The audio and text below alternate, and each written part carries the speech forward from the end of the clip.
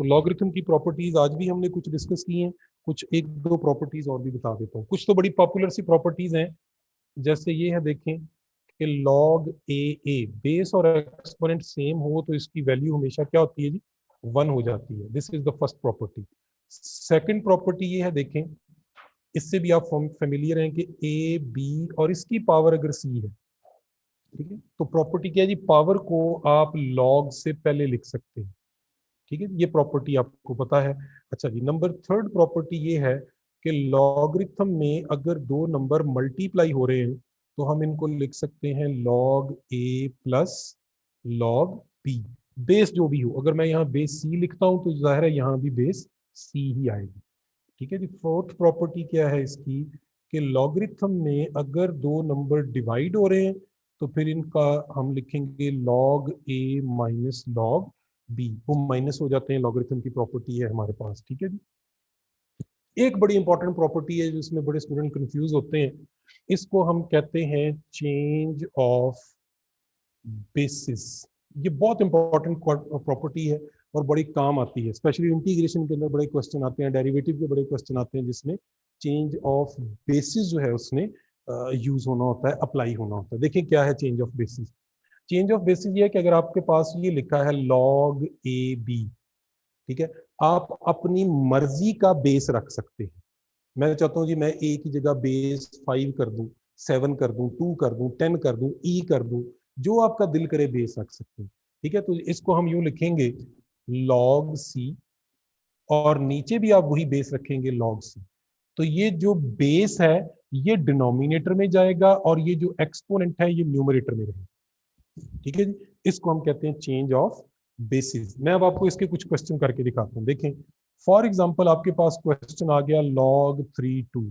अब ना हम log 3 से वाकिफ हैं ना log 2 से वाकिफ है, यानी 3 अगर बेस हो तो कैलकुलेटर भी log 3 पे काम नहीं करता, या log 10 पे काम करता है, log e पे काम करता है। ठीक है, तो हम इसको log 10 बना सकते हैं। हम लिखेंगे कि ऊपर भी log 10 कर दें और नीचे भी log 10 कर दें। ठीक है, अब बताएं ऊपर नंबर कौन सा आएगा और नीचे कौन सा नंबर आएगा। हाँ जी, ऊपर 2 आ 2 जाएगा नीचे। और नीचे 3 आ जाएगा। अच्छा, अब आप चाहते हैं जी नहीं जी ये तो और मुश्किल काम हो गया, ये पता नहीं क्या हुआ, तो हम इसकी बेस जो है वो ई भी रख सकते हैं। ठीक है जी, और बेस ई रखने का फायदा क्या है कि हम इसे natural log 2 over natural log 3 भी लिख सकते हैं। Is it clear. ठीक है, तो ये जो लॉगरिथम है इसको हम चेंज ऑफ द बेसिस का प्रिंसिपल का नाम देते हैं। इस तरह से आप बेसिस को क्या कर सकते हैं, चेंज कर सकते हैं। ठीक है, एक क्वेश्चन है, अगर मैं आपसे पूछूं कि log a x जो है इसका डेरिवेटिव बताएं विद रिस्पेक्ट टू x, क्या होगा। पढ़ा हुआ है ना, log a x का डेरिवेटिव क्या होता है जी, 1/x natural log a। Very good. लेकिन अगर मैं इन दोनों को कर दूं चेंज, यहां कर दूं x, यहां कर दूं a, अब इसका डेरिवेटिव क्या होगा। आप इसका डेरिवेटिव नहीं ले सकते अनलेस कि आप इसके बेसिस को क्या कर दें, चेंज कर दें। इसके बेसिस को कैसे चेंज करेंगे बताएं। सबसे आसान तरीका क्या है कि इसको लिख दें नेचुरल लॉग ए ओवर नेचुरल लॉग एक्स। लिख सकते हैं ना ऐसे? अब ले लेंगे डेरिवेटिव इसके। कैसे लेंगे डेरिवेटिव, देखिए नेचुरल लॉग ए कांस्टेंट है, अब आपने डेरिवेटिव लेना है किसका, 1/नेचुरल लॉग एक्स का। ठीक है जी, तो उसके लिए मैंने आपको एक रेसिप्रोकल रूल बता रखा है। What is the reciprocal rule, कि ये जो भी फंक्शन है, ठीक है जी, -1/नेचुरल लॉग एक्स इसका स्क्वायर मल्टीप्लाइड बाई ये जो डिनोमिनेटर में फंक्शन लिखा है इसका डेरिवेटिव, तो ये आ जाती है। नहीं समझ आई तो पावर रूल लगा लें। अगर ये डायरेक्ट नहीं समझ आया तो पावर रूल लगा लें। ये डेरिवेटिव का रूल एनी हाउ मैंने आपको बता रखा है, फिर बता देता हूँ। ये देखें ना, ये चीजें आप प्रैक्टिस करें इनकी, ये आपके सिर्फ एफएससी में, सॉरी एंट्री टेस्ट में नहीं, एफएससी में भी काम आएंगे। देखें अगर मैंने डेरिवेटिव लेना है एक फंक्शन का जो कि डिनोमिनेटर में लिखा हुआ है, तो क्या लिखें, -1/x इस फंक्शन का क्या लिख दें, स्क्वायर, और मल्टीप्लाई कर दें इसी फंक्शन के डेरिवेटिव से। ठीक है, ये मैंने वही किया, 1/log x -1/log पे स्क्वायर लगा दिया, फिर log x का डेरिवेटिव साथ मल्टीप्लाई कर दिया विच इज 1/x। ठीक है जी, नहीं समझ आई तो ये बेसिकली पावर रूल है, लेकिन सिर्फ इसमें होता क्या है कि पावर ऊपर जाके -1 हो जाती है और ये रूल। ठीक है, इसको हम लॉगरिथम के साथ एसोसिएट कर रहे हैं, ठीक है जी।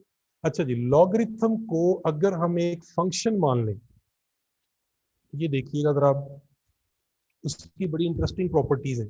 जैसे हम कहते हैं कि फंक्शन एफ एक्स है और ये है लॉग ए एक्स, ठीक है जी।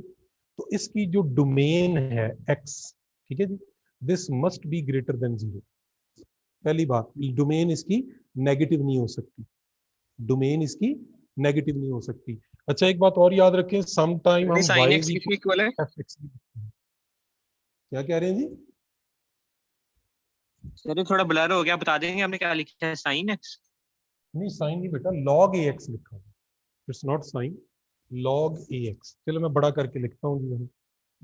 ये अगर हमारे पास फंक्शन हो y is equal to log a x, ठीक है जी, तो इसकी जो डोमेन है it must be greater than 0, ठीक है।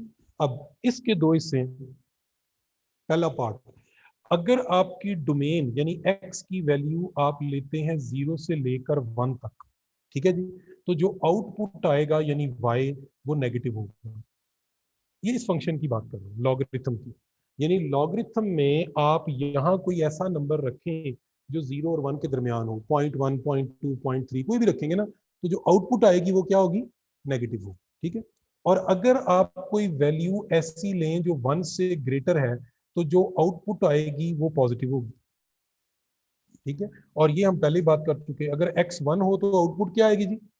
0 हो जाएगी, ठीक है। ये लॉगरिथम की प्रॉपर्टी है, यानी y जो है ये आपके पास 0 हो जाएगा। इस तरह के क्वेश्चन जो हैं ये एंट्री टेस्ट में पूछे जाते हैं। आपको ये बेसिक प्रॉपर्टीज जो हैं, लॉगरिथम है, एक्सपोनेंशियल फंक्शन है, ये याद होनी चाहिए, ठीक है। तो देखें, जैसे ट्रिक है हमारे पास, y is equal to e power x है, ठीक है जी। आप बताएं कि if y is less than 0 तो x क्या होगा? कभी एनालाइज किया है इन फंक्शंस को? कभी इस तरह से पढ़ने की कोशिश की है आपने? बड़ी सादा सी बातें। ई पावर एक्स जो है ना, ये कभी भी नेगेटिव वैल्यूज की आती नहीं कोई भी। एक्स जो मर्जी हो जाए, इसका आंसर कभी नेगेटिव आना ही नहीं है। So there is no value of x for all values of x y greater than 0। Minus infinite से लेकर प्लस इन्फिनिट तक जो मर्जी पुट करें, एक्सपोनेंशियल फंक्शन में कभी आंसर नेगेटिव नहीं आता, ठीक है। तो इसका आंसर क्या होगा? नो वैल्यू ऑफ एक्स, कोई वैल्यू एक्स की इसको सेटिस्फाई नहीं करती, ठीक है। और पॉजिटिव कब होगा? ये for all values of x, negative कभी नहीं होता, ठीक है। इस तरह की बातें याद रखें। एक्सपोनेंशियल फंक्शन है, लॉगरिथम फंक्शन जो है।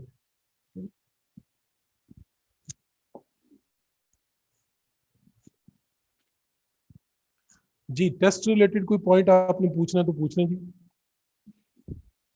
कोई और पॉइंट आपके माइंड में हो तो डिस्कस करें।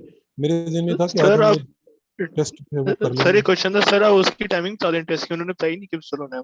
बेटा ये वही बताएंगे मेरे